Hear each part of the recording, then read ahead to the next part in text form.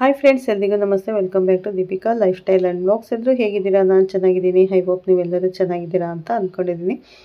Please friends, ಈ ವಿಡಿಯೋನ ಫಸ್ಟಿಂದ ಕೊನೆವರೆಗೂ ಸ್ಕಿಪ್ ಮಾಡದೆ ನೋಡಿ. ನಿಮ್ಗೆ ಇಷ್ಟ ಆದರೆ ಲೈಕ್ ಕೊಡೋದನ್ನು ಖಂಡಿತ ಮರಿಬೇಡಿ.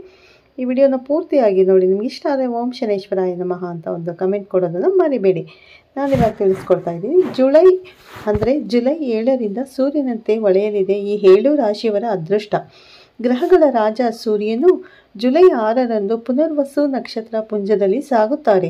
ಸೂರ್ಯನ ಈ ನಕ್ಷತ್ರ ಪುಂಜದ ಬದಲಾವಣೆಯಿಂದಾಗಿ ಕೆಲವು ರಾಶಿಚಕ್ರದ ಚಿಹ್ನೆಗಳಿಗೆ ಒಳ್ಳೆಯ ದಿನಗಳು ಬರಲಿದೆ.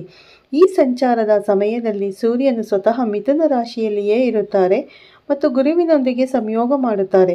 ಸೂರ್ಯನ ನಕ್ಷತ್ರಪುಂಜ ಬದಲಾವಣೆಯು ಯಾವ ರಾಶಿಗಳಿಗೆ ಒಳ್ಳೆಯದಾಗಲಿ ಎಂಬುದು ಇಲ್ಲಿದೆ ನೋಡಿ. ಇಲ್ಲಿದೆ. ಸೂರ್ಯನು ಈ ಭಾನುವಾರ ಬೆಳಗ್ಗೆ 5:55ಕ್ಕೆ ಪುನರ್ವಸು ನಕ್ಷತ್ರವನ್ನು ಪ್ರವೇಶಿಸುತ್ತಾರೆ. ಈ ಸಮಯದಲ್ಲಿ ಸೂರ್ಯನು ಮಿಥುನ ರಾಶಿಯಲ್ಲಿರುತ್ತಾರೆ ಮತ್ತು ಗುರುವಿನೊಂದಿಗೆ ಸಂಯೋಗವನ್ನು ರೂಪಿಸುತ್ತಾರೆ.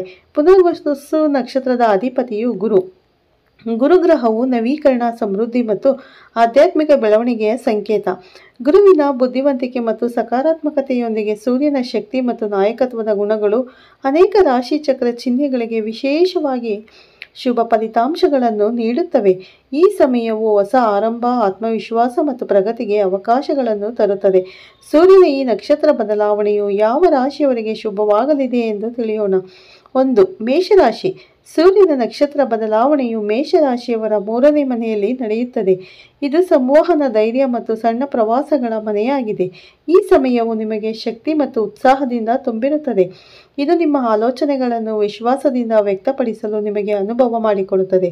ಹೊಸ ಯೋಜನೆಗಳು ಯಶಸ್ವಿಯಾಗುತ್ತದೆ ಮತ್ತು ಒಡಹುಟ್ಟಿದವರು ಅಥವಾ ನೆರೆಹೊರೆಯವರೊಂದಿಗಿನ ಸಂಬಂಧಗಳು ಬಲಗೊಳ್ಳುತ್ತವೆ. ನೀವು ಹೊಸ ಕೌಶಲ್ಯವನ್ನು ಕಲಿಯಲು ಬಯಸಿದರೆ ಅಥವಾ ಸಣ್ಣ ಪ್ರವಾಸವನ್ನು ಯೋಜಿಸಿದರೆ ಈ ಅವಧಿಯು ಅದಕ್ಕೆ ಸೂಕ್ತ ಸಮಯ. ನಿಮ್ಮ ಶಕ್ತಿಯನ್ನು ಸೃಜನಶೀಲ ಕೆಲಸಕ್ಕೆ ಬಳಸಿಕೊಳ್ಳಿ ಮತ್ತು ಹಠಾತ್ ನಿರ್ಧಾರಗಳನ್ನು ತೆಗೆದುಕೊಳ್ಳುವುದನ್ನು ತಪ್ಪಿಸಿ. ಇದರಿಂದ ನೀವು ಈ ಸಂಚಾರದ ಹೆಚ್ಚಿನದನ್ನು ಪಡೆಯಬಹುದು. 2ನೇ ರಾಶಿ ಮಕರ ರಾಶಿ. ಸೂರ್ಯನು ನಿಮ್ಮ 6ನೇ ಮನೆಯಲ್ಲಿ ಸಾಗುತ್ತಾರೆ. ಇದು ಶತ್ರುಗಳು, ಆರೋಗ್ಯ ಮತ್ತು ಸ್ಪರ್ಧೆಗೆ ಸಂಬಂಧಿಸಿದೆ. ಶತ್ರುಗಳನ್ನು ಗೆಲ್ಲಲು ಮತ್ತು ಆರೋಗ್ಯವನ್ನು ಸುಧಾರಿಸಲು ಇದು ನಿಮಗೆ ಸಮಯ. ನೀವು ಕೆಲಸ ಅಥವಾ ಸ್ಪರ್ಧಾತ್ಮಕ ಪರೀಕ್ಷೆಗಳಲ್ಲಿ ಯಶಸ್ಸನ್ನು ಪಡೆಯುತ್ತೀರಿ. ಗುರುವಿನ ಸಂಯೋಗವು ನಿಮ್ಮ ಕೆಲಸದಲ್ಲಿ ಸ್ಥಿರತೆ ಮತ್ತು ಬುದ್ಧಿವಂತಿಕೆಯನ್ನು ತರುತ್ತದೆ. ಇದರಿಂದ ನೀವು ಸವಾಲುಗಳನ್ನು ಸುಲಭವಾಗಿ ಜಯಿಸಲು ಸಾಧ್ಯವಾಗುತ್ತದೆ. ಆತುರದ ನಿರ್ಧಾರಗಳನ್ನು ತೆಗೆದುಕೊಳ್ಳುವುದನ್ನು ತಪ್ಪಿಸಿ ಮತ್ತು ತಾಳ್ಮೆಯನ್ನು ಕಾಪಾಡಿಕೊಳ್ಳಿ. ಸ್ನೇಹಿತರೆ, ಇದರಿಂದ ನೀವು ಈ ಸಂಚಾರದ ಸಂಪೂರ್ಣ ಪ್ರಯೋಜನವನ್ನು ಪಡೆಯಬಹುದು. ಈ ಮಕರ ರಾಶಿಯವರು. 3ನೇ ರಾಶಿ ಬಂದು ಮಿಥುನ ರಾಶಿ. ಸೂರ್ಯನು ನಿಮ್ಮ ಮೊದಲ ಮನೆಯಲ್ಲಿರುತ್ತಾರೆ. ಈ ಮನೆ ವ್ಯಕ್ತಿತ್ವ, ಆರೋಗ್ಯ ಮತ್ತು ಆತ್ಮವಿಶ್ವಾಸದ ಮನೆ.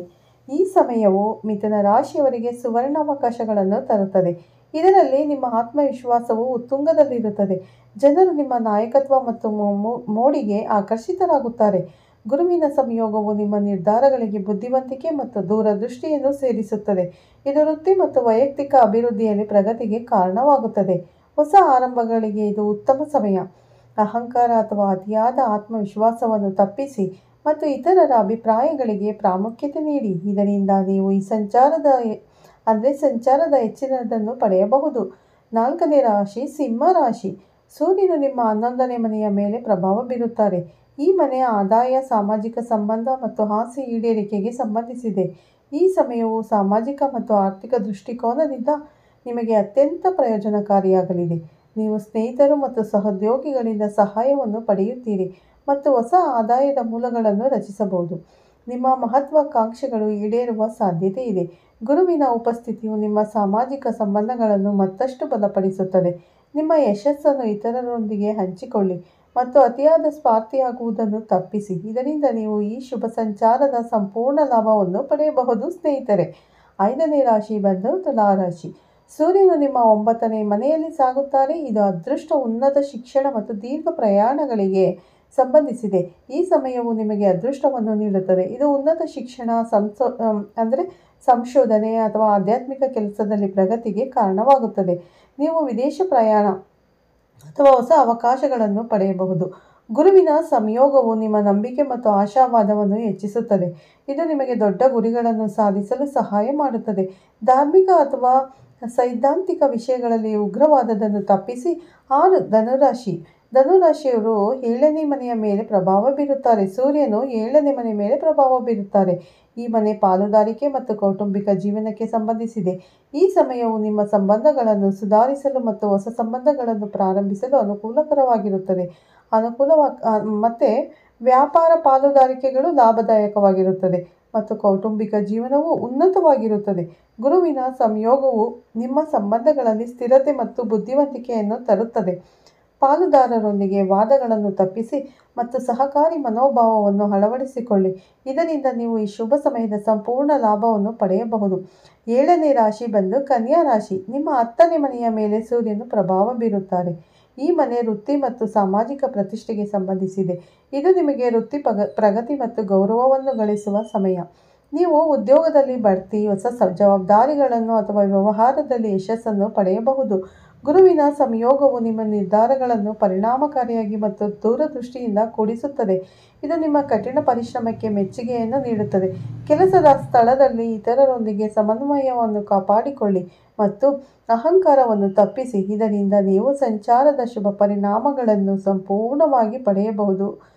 ಫ್ರೆಂಡ್ಸ್, ಈ ಮಾಹಿತಿ ಇಷ್ಟ ಆದರೆ ಲೈಕ್ ಮಾಡಿ, ಶೇರ್ ಮಾಡಿ ಹಾಗೂ ನನ್ನ ಚಾನಲ್ಗಿನ್ನ ಸಬ್ಸ್ಕ್ರೈಬ್ ಆಗಿಲ್ಲ ಅಂದರೆ ಈ ಕೂಡಲೇ ಸಬ್ಸ್ಕ್ರೈಬ್ ಮಾಡಿಕೊಂಡು ಪಕ್ಕದಲ್ಲಿರೋ ಬೆಲ್ಲೈಕನನ್ನು ಪ್ರೆಸ್ ಮಾಡಿ. ನಾನು ಹಾಕೋ ಪ್ರತಿಯೊಂದು ವಿಡಿಯೋ ನೋಟಿಫಿಕೇಷನ್ಗೆ ಬರುತ್ತೆ ಸ್ನೇಹಿತರೆ, ತಕ್ಷಣ ನೋಡ್ಬೋದು. ನೋಡಿದ್ರಲ್ಲ, ಸೂರ್ಯ ಪ್ರಭಾವದಿಂದ ಅಂದರೆ ಸೂರ್ಯ ಬದಲಾವಣೆಯಿಂದ ಯಾವೆಲ್ಲ ರಾಶಿಗಳಿಗೆ ಯಾವೆಲ್ಲ ಶುಭ ಫಲಗಳಿವೆ ಅನ್ನೋದನ್ನು ಪೂರ್ತಿಯಾಗಿ ತಿಳಿಸಿಕೊಟ್ಟಿದ್ದೀನಿ. ನಿಮ್ಮ ರಾಶಿ ಇಲ್ಲ ಅಂದರೆ ಯಾರೂ ಬೇಜಾರು ಮಾಡ್ಕೋಬೇಡಿ. ಪ್ರತಿಯೊಂದು ಗ್ರಹ ಬದಲಾವಣೆಯಿಂದ ಎಲ್ಲ ರಾಶಿಯಲ್ಲೂ ಬದಲಾವಣೆಗಳು ಆಗ್ತಾನೇ ಇರುತ್ತೆ. ಪ್ರತಿ ತಿಂಗಳು ಬದಲಾವಣೆಗಳಾಗ್ತಾ ಇರುತ್ತೆ. ಹಾಗಾಗಿ ಶುಭ ಮತ್ತು ಅಶುಭ ಫಲಗಳೆರಡೂ ಇರುತ್ತೆ. ಯಾವುದಕ್ಕೂ ನಾವು ಹೆಚ್ಚು ತಲೆ ಕೆಡಿಸ್ಕೋಬಾರ್ದು. ಹೇಗೆ ಬರುತ್ತೋ ಹಾಗೆ ಹೋಗ್ತಾ ಇರಬೇಕು.